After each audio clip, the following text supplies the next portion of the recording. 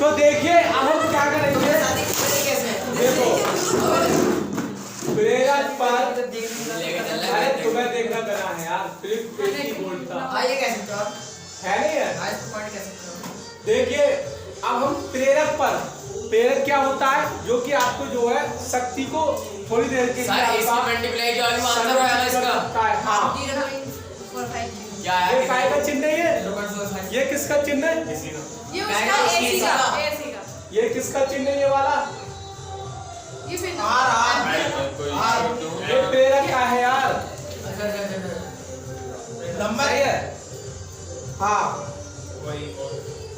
देखो और भाग्य फिर से इसमें चिन्ह था, आल लिखवाना था प्रेरक के है भाई, हाँ आल लिखवाया था पहले ऐसा बना हुआ था, अरे हाँ सॉरी प्रेरक के सिरों सॉरी पर AC बोल्ट था, वो आपका B बराबर क्या आ जाएगा, BR साइन ओमेगा T। गली में नाई को पुलिया ढूंढो भैया वो सामने अब हमें क्या चाहिए, सामने वाला भाई AC वोल्ट था आप देखो हम क्या जानते हैं भाई, क्योंकि E बराबर क्या होता है आपका, चलो यार तीन बजे छुट्टी कर दियो हमारी। हाँ जल्दी छुट्टी कर दी जाए, घंटा पढ़ अरे अब तो यार ये इनकी अरे माई करो, आइए बात कंप्लीट करो, देखो कंप्लीट करो। L पढ़ाई होती ध्यान उधर को भी जाएगा, ध्यान इधर को भी जाएगा। चलो बढ़ा साइड तो मुद्दा मेन वीडियो का है, वीडियो बराबर ही है। हाँ बंदो क्या दिक्कत है, देखो मतलब दिखाएंगे पिछले वाले चैप्टर में क्या था, B बराबर है L आगे वीडियो पूरा है सर, तो इसका यार, बता रहा हूँ, क्या बता रहा हूँ। गलत बात है यार, -LDI/1 में DT होता है, पिछले वाले चैप्टर में ये पढ़ा था नहीं पढ़ा था, यही तो पढ़ा था, तो इसमें माइनस कितनी होता है, माइनस हटा दिया। कल को जाएंगे शायद 30 तारीख को गया तो देखिए असरपति को लौट खड़ा हो जाओ। TI/T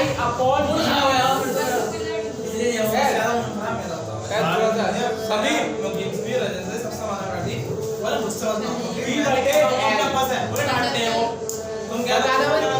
B का मान क्या है, B का मान है सर L, B का मान है आपका V and sin omega T wire और L का L, सर एल का क्या ठीक है।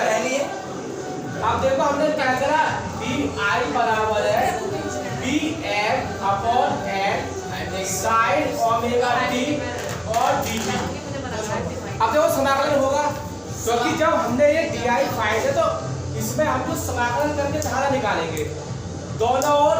देखो सीधी सी बात ही, मैंने कुछ भी नहीं लिखा, बस एक लाइन लिखी, प्रेरक के सिरों पर AC वोल्ट था, AC वोल्ट का ये आपका हो गया, तो इससे धारा का समीकरण और निकालना है। पहले भी हमने यही करा था, पहले वोल्टता का समीकरण फिर धारा का समीकरण, दोनों ओर समाकलन करने पर, समाकलन करने पर तो देखो क्या हो जाएगा, समाकलन DI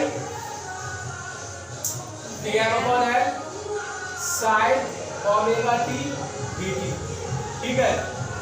पहले इतना नोट करो। अरे सर ये शाम तक चले आओ तो देखिए अब हम क्या करेंगे, देखो GI का समाकलन कर दिया हमने I, सही है, बराबर का चिन्ह लगा दिया, BM/L sin ओमेगा T का समाकलन होता है माइनस के cos ओमेगा T। तो अरे यार ये सबसे मेन पॉइंट है, ये समझ गए तो तुम्हें समझ में आएगा। पॉइंट की बात कह रहा हूं, sin ओमेगा T हो गया माइनस cos ओमेगा T। अब ये ओमेगा T का समाकलन करना है, तो ओमेगा T का समाकलन करते हैं, साइन का कॉस हो गया, साइन का माइनस cos ओमेगा T हो गया।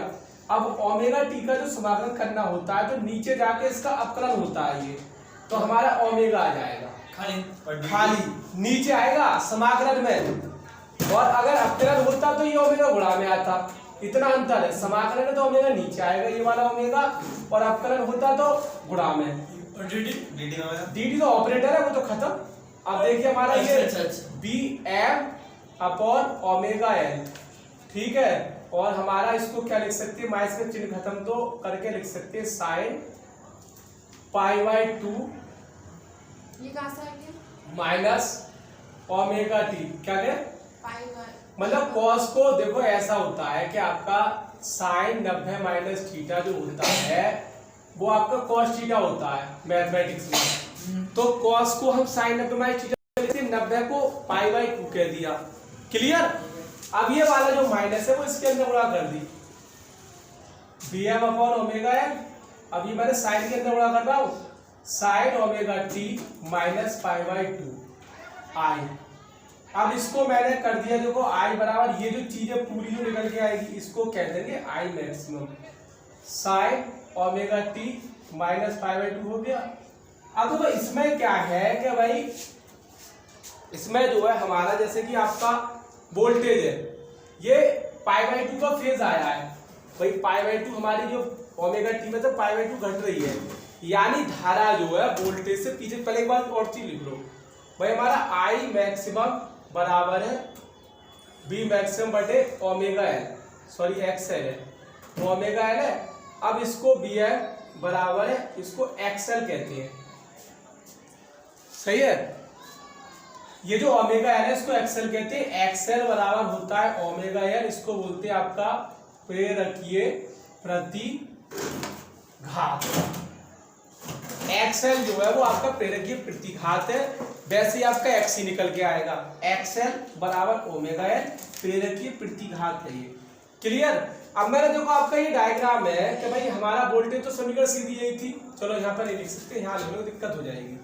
बी बराबर बी एम और साइन ओमेगा डी वी, ऐसे तो था। अब इसमें से क्या है कि ओमेगा टी में से पाई बाई 2 घट रहा है, तो कहने का मतलब जो है आपका धारा जो है आपका वोल्टता से पाई बाई 2 पीछे है।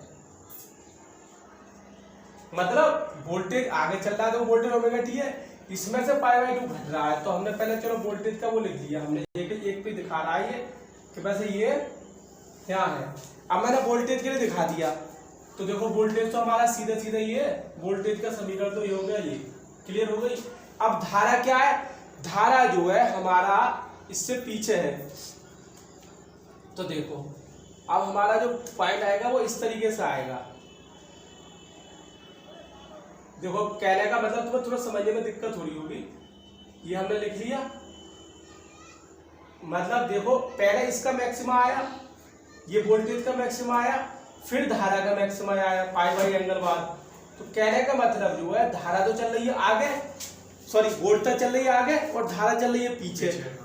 पहले वोल्टेज का मैक्सिमा आया नहीं आया, फिर धारा का मैक्सिमा आया। अब तुम यहाँ पे देखो पहले हमारा वोल्टेज का मैक्सिमा आया ना, आया दिया, फिर हमारा धारा का मैक्सिमा आया आई मैक्सिमम। तो प्रेरक में जो है वोल्टेज आगे चलता है, संधारित्र में धारा आगे चलती है पाई बाई 2। प्रेरक में जो क्या करती है हमारा धारा जो हमारी जो सॉरी धारा लैग करती है, लैग मतलब पीछे, और जो है हमारा संधारित्र में धारा लीड करती है, लीड आगे चलती है। तो संधारित्र और प्रेरक का ये दो मुद्दा है, मतलब तीन चीजें। एक तो आपका वही प्रतिरोध है, प्रतिरोध में धारा और वोल्टेज सेम फेज में रहते हैं। इसमें क्या है हमारा प्रेरक में हमारी जो है धारा पीछे चल रही है और वोल्टेज आगे। इसका देखो पहले मैक्सिमम पहले आया है और धारा का मैक्सिमम बाद में आया है। और जो आपको दूसरा वाला जो मुद्दा होगा जो आपका जो पढ़ोगे अभी संधारित्र, उसमें जो आपकी क्या है वो पीछे चलेगी, सॉरी धारा चलेगी आगे और वोल्टेज चलेगा पीछे। इसमें धारा पीछे चलेगी संधारित्र में, वो कल बताएंगे। तो यदि आपको मेरी जानकारी पसंद आई हो तो कृपया वीडियो को लाइक करो, चैनल को सब्सक्राइब करना ना भूलें।